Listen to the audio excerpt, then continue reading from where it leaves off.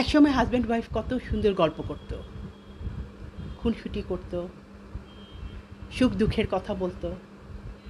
আর এখন এখন কি তেমনটি দেখা যায়?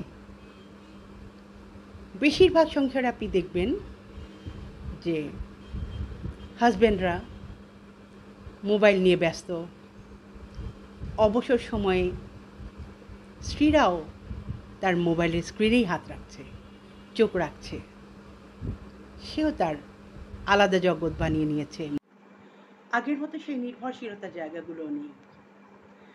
এখন সব কিছু কেমন যান্ত্রিক হয়ে গেছে। আগে স্বামীরা বলতো, তোমার চোখে আমার পৃথিবী দেখি। এখন কি বলে জানেন? এখন বলে, তোমার চোখে আমি মোবাইলের আলো দেখি। এটাই সত্যি বন্ধুরা, এটাই সত্যি। আস্তে আস্তে আমাদের মধ্যে দূরত্বগুলো বেড়ে যাচ্ছে, শুধু এই মোবাইলের কারণে। নির্ভরশীলতাগুলো আস্তে আস্তে হালকা হয়ে যাচ্ছে, যার ফলশ্রুতি আমরা তো দেখতেই পাচ্ছি। অসংখ্য ডিভোর্স বেড়ে গেছে এখন। পরকীয়া তো একদম মহামারী আকার ধারণ করেছে। আর সব কিছু খুব সহজভাবে এখন মানুষ মেনে নেয়, খুব সহজ হয়ে গেছে। পারিবারিক যেই শক্ত বন্ধনগুলো, এগুলো আমরা অনেক আগে হারিয়ে ফেলেছি বন্ধুরা। এখনো মনে পড়ে আমাদের বাবা মায়েদের কথা, যে আব্বা অফিস থেকে খুব তাড়াতাড়ি চলে আসতেন, মানে তার অফিস টাইম শেষ হলে আম্মা সেই সময় শাড়িটা একটু পরিপাটি করে অপেক্ষা করতেন।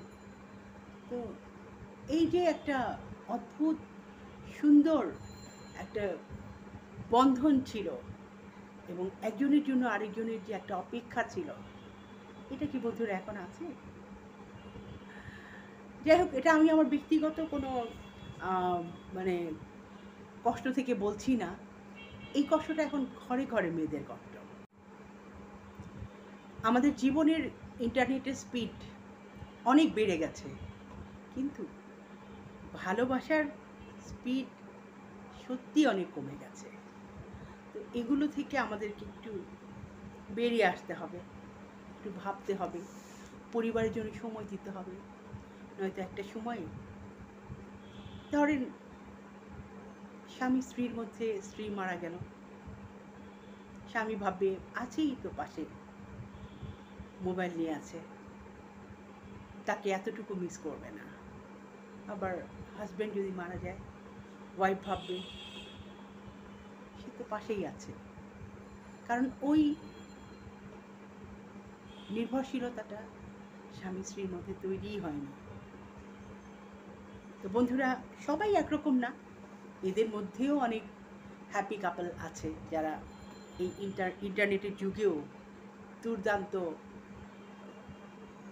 রোম্যান্টিক, ঘুরে বেড়াচ্ছে দুজন দুজনের সাথে, অদ্ভুত সুন্দর সম্পর্ক, সময় কাটাচ্ছে, এবং প্রচণ্ড নির্ভরশীলতা, ভালোবাসার, প্রেমের, হ্যাঁ, সুখের তাদের সংসার। তো আশা করব আমরা সবাই এরকম একটা সুখের নীড় তৈরি করতে, মোবাইলের উপর ডিপেন্ডেন্সিটা আস্তে আস্তে একটু কমিয়ে ফেলুন। Thank you.